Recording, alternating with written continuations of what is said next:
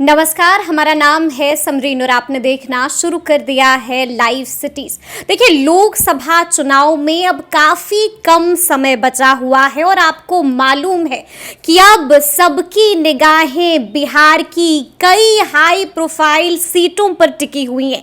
इसी में हाजीपुर भी उस फहरिस्त में शामिल है और आपने देखा है कि बीते दिन दिल्ली से पटना लौटते ही गजब तेवर में नजर आए चिराग पासवान। साफ साफ कह दिया है कि बस 7 से 10 दिन का इंतजार और उसके बाद तस्वीरें बिल्कुल साफ साफ हो जाएंगी। तो आज हम इसी मुद्दे पर सीधी बातचीत करेंगे सीनियर जर्नलिस्ट अमरनाथ तिवारी जी से।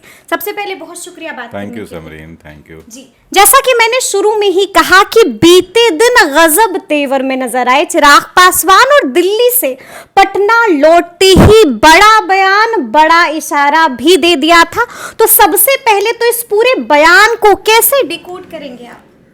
समरीन, ये बॉडी लैंग्वेज तो उनका चिराग का लग रहा था कि नहीं, ही इज़ वेरी कॉन्फिडेंट। उनको ऐसा लगता है, एश्योरेंस मिल गया है वहाँ से हेडक्वार्टर से, जो बीजेपी की हेडक्वार्टर है अमित शाह और नरेंद्र मोदी की, कि शायद उनको उनके फैमिली को किसी मेंबर को या इनको टिकट इनके मतलब लोक जनशक्ति पार्टी रामविलास को शायद मिल जाए, ये ऐसा लगता है। क्योंकि बॉडी लैंग्वेज ही उनको कॉन्फिडेंस उनके चेहरे पर नज़र आ रही थी कि टिकट शायद एश्योर किया है लोगों ने।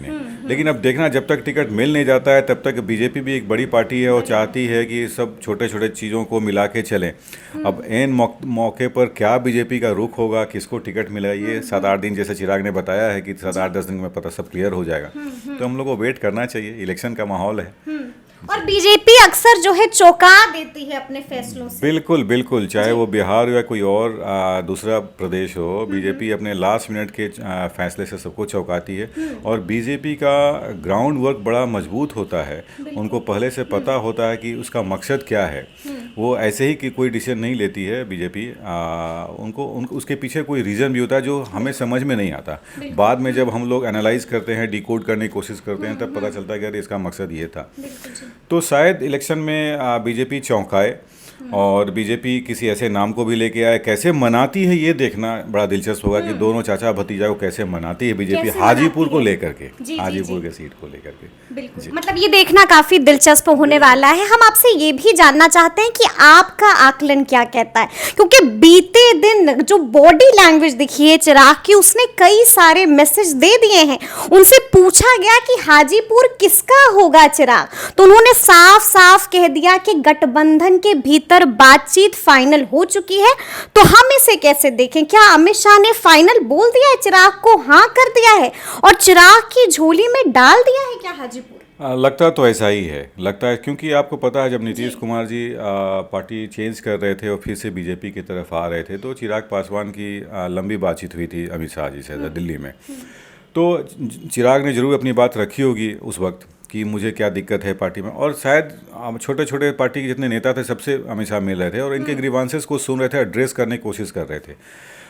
तो शायद चिराग की बात हुई होगी। और लगता ऐसा है क्योंकि देखिए, पारस जी कोई पॉपुलर नेता नहीं है रामविलास पासवान की तरह, जो हाजीपुर से बार बार जीत के आ जाए, और पार्टी को भी ऐसा लगता होगा। अब चिराग अपना क्लेम कर रहे हैं कि हाजीपुर से उनका क्लेम बनता है इसलिए उनके पापा की सीट थी और लगातार 8 बार जीत चुके थे वहाँ से वो इलेक्शन लोकसभा का।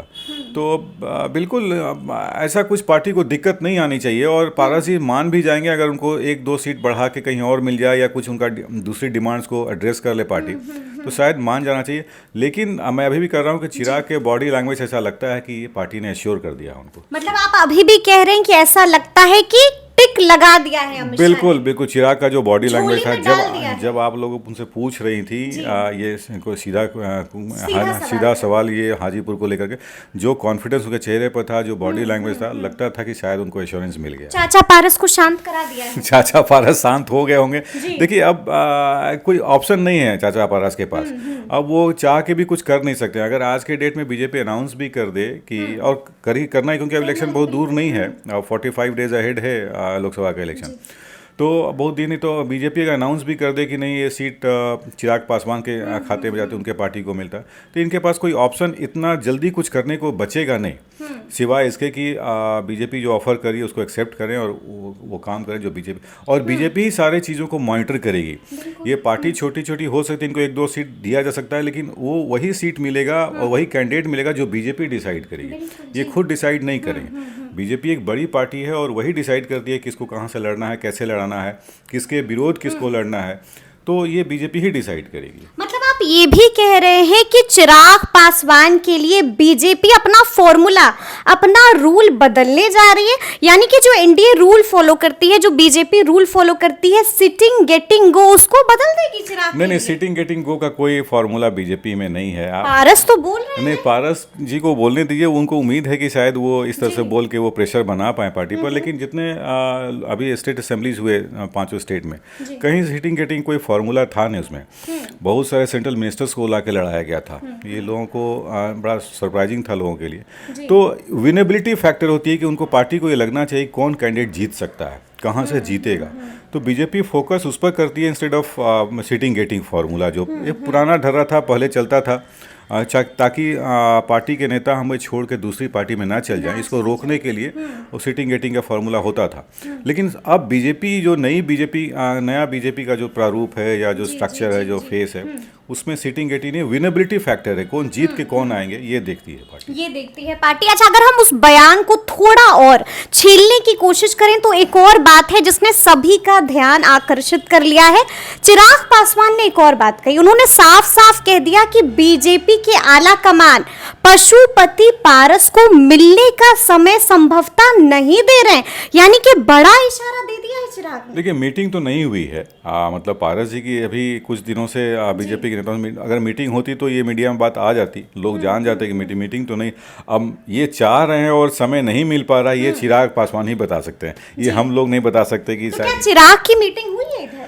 चिराग की मीटिंग हुई थी, आपको पता है नीतीश जी के पहले 28 जनवरी जब हुआ था, तो शायद ये 2 सप्ताह 3 सप्ताह पहले उनकी मीटिंग, हाँ, लेकिन उसके बाद इधर कोई मीटिंग नहीं, उसके बाद कोई मीटिंग नहीं हुई है। उसके बाद मीटिंग को जो ये मुझे ऐसा लगता है, पशुपति पारस की भी उस वक्त मीटिंग हुई थी जी, मुझे ऐसा लगता है कि चिराग पासवान उस मीटिंग में सारा चीज़ क्लियर कर चुके होंगे और बीजेपी ने क्लियर कर दिया होगा, तभी ये आगे बढ़े, नहीं तो चिराग पासवान शायद नहीं आते, क्योंकि इनका लंबा पॉलिटिकल कैरियर है अभी, तो ये कुछ डिसीजन लेने में सक्षम हैं भी, जैसे तेजस्वी यादव है, इनका कैरियर, पॉलिटिकल कैरियर लंबा अभी है स्टेट में या कहीं भी।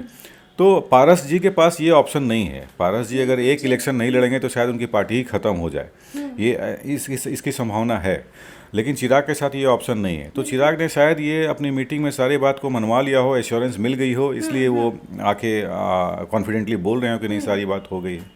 बिल्कुल खुले में बोल रहे हैं कि सारी चीजें हो गई। अच्छा, एक और बड़ी बात चिराग ने कही है, साफ कहा है कि सिर्फ 7 से 10 दिन का इंतजार और फिर पिक्चर साफ हो जाएगी कि किसके खाते में कितनी सीटें। तो क्या ऑफिशियल अनाउंसमेंट हो जाएगी एनडीए में सीट शेयरिंग का फॉर्मूला क्या होने वाला है 7 से 10 दिन के अंदर? बिल्कुल, क्योंकि अब बहुत दिन बचा नहीं इलेक्शन में। अब 15 अप्रैल से 15 मई का एक समय है, इसी बीच में इलेक्शन होना है, और ये फरवरी का महीना है, तो मार्च ही एक ऐसा महीना है जब आखिर कैंडिडेट अपने कॉन्स्टिट्यूंसी में जिनको लड़ना है वो जाएंगे कब लोगों से इंटरेक्ट करेंगे।